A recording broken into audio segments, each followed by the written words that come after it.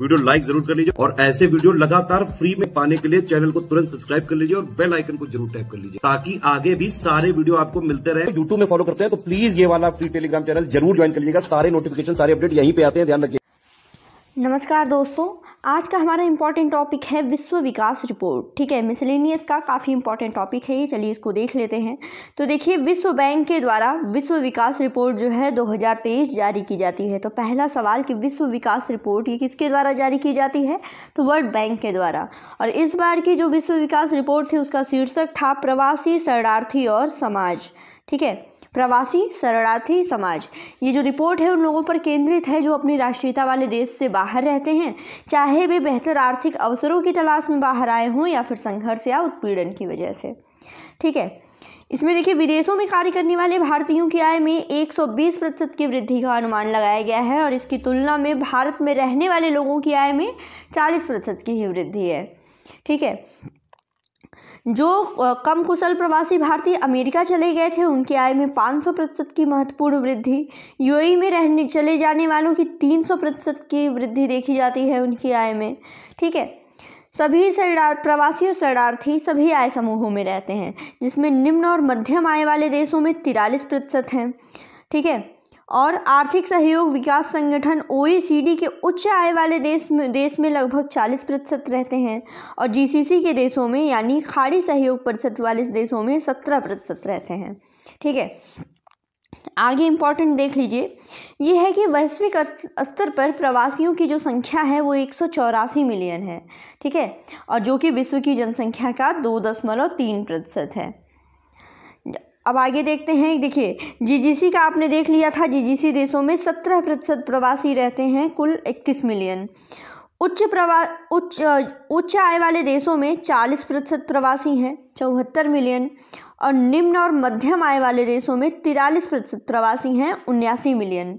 तो सबसे ज़्यादा कहाँ पर है? निम्न और मध्यम आय वाले देशों में। उसके बाद उच्च आय वाले देशों में फिर हैं GCC प्रदेशों में। GCC मतलब खाड़ी सहयोग परिषद वाले सदस्य देशों में। अब आगे देखते हैं, ये देख लिया आपने। फिर आगे है कि वैश्विक आबादी का लगभग 40% जिसमें 64 मिलियन जो है आर्थिक क्षेत्र के प्रवासी, 10 मिलियन शरणार्थी शामिल हैं।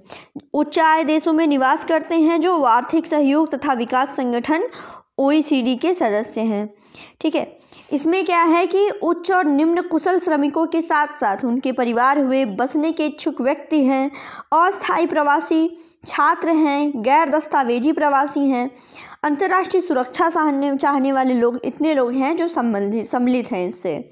ठीक है, आगे देखिए, आगे है कि वैश्विक आबादी, प्रवासी आबादी का लगभग 43% जिसमें 52 मिलियन आर्थिक क्षेत्र के प्रवासी, 27 मिलियन शरणार्थी शामिल हैं। ठीक है, और निम्न आय वाले देश में निवास करते हैं। इनके प्रवासन का कारण क्या क्या हो सकता है? तो इसमें है नौकरी के अवसर है, परिवार का पुनर्मिलन है, अंतर्राष्ट्रीय सुरक्षा की मांग इत्यादि, ये सब कुछ शामिल हैं। ठीक है, अब आगे बढ़ते हैं। अब आगे देखिए कि प्रवासी जो हैं वो कितने प्रकार के होते हैं। तो ये देखिए, इनका प्रकार होता है कुल 4। सबसे पहले तो आता है कि कुशल आर्थिक प्रवासी, जैसे कि आप देख लीजिए अमेरिका में भारतीय सूचना प्रौद्योगिकी के पेशेवर और GCC देशों के निर्माण से जुड़े श्रमिक, ये आते हैं कुशल आर्थिक प्रवासी के इसमें कैटेगरी में। फिर है कौशल वाले शरणार्थी जिनकी मांग है, जैसे तुर्की में सीरियाई उद्यमी हुए। फिर व्यथित प्रवासी, जैसे संयुक्त राष्ट्र दक्षिणी सीमा पर कुछ अकुशल प्रवासी। और शरणार्थी मतलब जैसे बांग्लादेश में रोहिंग्या हुए।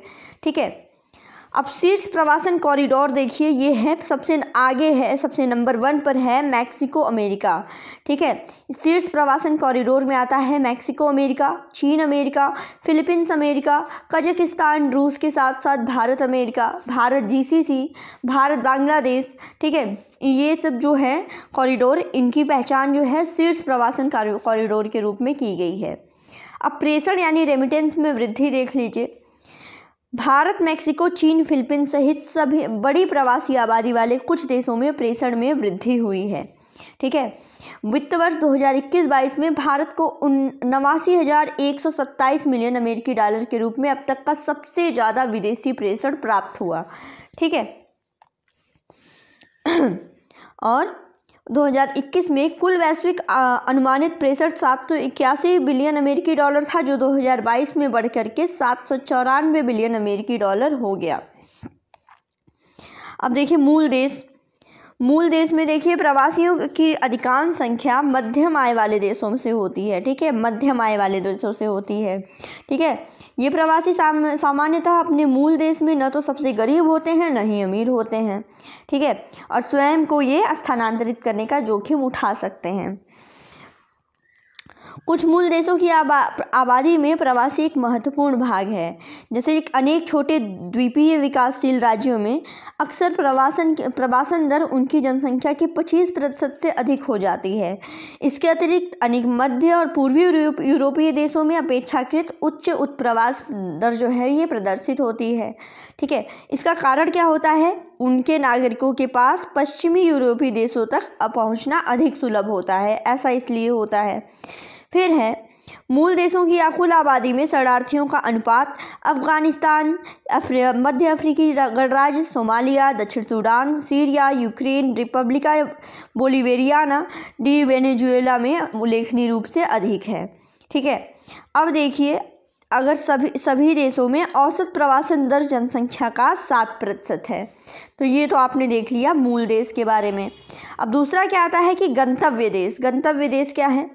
गंतव्य देश देखिए प्रवासी विश्व स्तर पर विभिन्न आय वर्ग वाले देशों में फैले हुए हैं जहां निवास करते हैं, ठीक है।